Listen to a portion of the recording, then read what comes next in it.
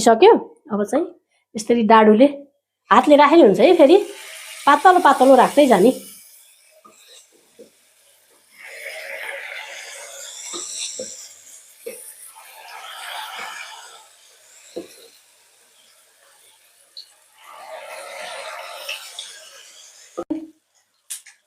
चामल र आटा मिसाएर बनाउँदाखेरि यस्तो राम्रो फुल्छ, एकदमै राम्रो हुन्छ है। हजुरहरूले पनि चामल र आटा नै मिसाएर बनाउनु होला यो मालपुवा बनाउँदाखेरि।